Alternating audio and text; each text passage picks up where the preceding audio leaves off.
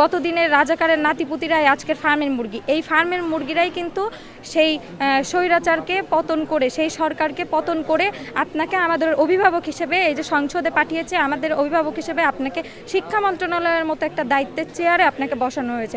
প্রথমে উনি যখন শিক্ষামন্ত্রী হয়, তখন আমাদের মানে খুবই এক্সপেকটেশন ছিল যে আমরা মানে এই জাতি বা জেনজি একটা মানে শ্রেষ্ঠ একটা শিক্ষামন্ত্রী হয়তো পেতে যাচ্ছে। কিন্তু উনি যেই কথাটা গতকালকে বলছে, এই যে ফার্মের মুরগি, তো ওনার এই কথাটা বলার আগে আমার মনে হয় যে প্রত্যেকটা রাজনীতিবিদেরই না যে কোনো কথা বলার আগে শব্দ চয়নটা একটু ঠিকভাবে করা উচিত।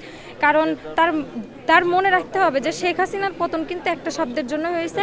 সে আমাদের রাজাকারের নাতিপুতিরা সম্বোধন করছিল এবং সে আমাদের এই যে ফার্মের মুরগি বললো, তার মাথায় রাখতে হবে গতদিনের রাজাকারের নাতিপুতিরাই আজকের ফার্মের মুরগি। এই ফার্মের মুরগিরাই কিন্তু সেই স্বৈরাচারকে পতন করে, সেই সরকারকে পতন করে আপনাকে আমাদের অভিভাবক হিসেবে এই যে সংসদে পাঠিয়েছে, আমাদের অভিভাবক হিসেবে আপনাকে শিক্ষা মন্ত্রণালয়ের মতো একটা দায়িত্বের চেয়ারে আপনাকে বসানো হয়েছে। তো সেই জায়গাতে থেকে আপনি এরকম অমানবিক আচরণ তো আমাদের শিক্ষার্থীদের সাথে করতে পারেন না।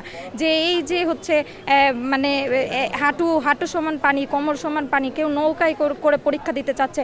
এইচএসসি পরীক্ষা তো একটা জাতা পরীক্ষা না, এটা জীবনের একটা খুবই গুরুত্বপূর্ণ একটা পরীক্ষা। আপনি বিশ্ববিদ্যালয়ে যান, আপনি মেডিকেলে যান, আপনি যে কোনো সেক্টরে আপনার এইচএসসি বা সমমান পরীক্ষাটা খুবই গুরুত্বপূর্ণ।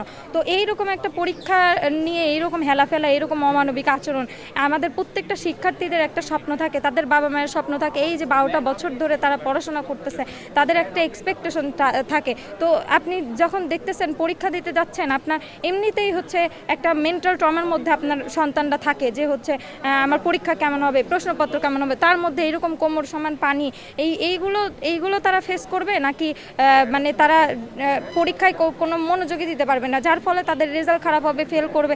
এবং অনেক শিক্ষার্থী এই জন্য হচ্ছে তারা ভুল ডিসিশনও নিতে বাধ্য হয়।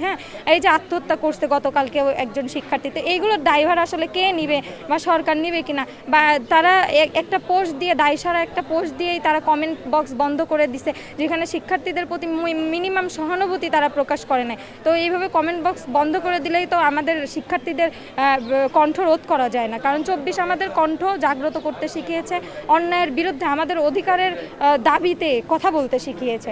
তো আমরা আমাদের এই ন্যায্য দাবি, আমাদের এই কথা যত দ্রুত সম্ভব তারা যেন আমাদের দাবিটা মেনে নেয়, এতটুকুই আমরা তার কাছে আহ্বান।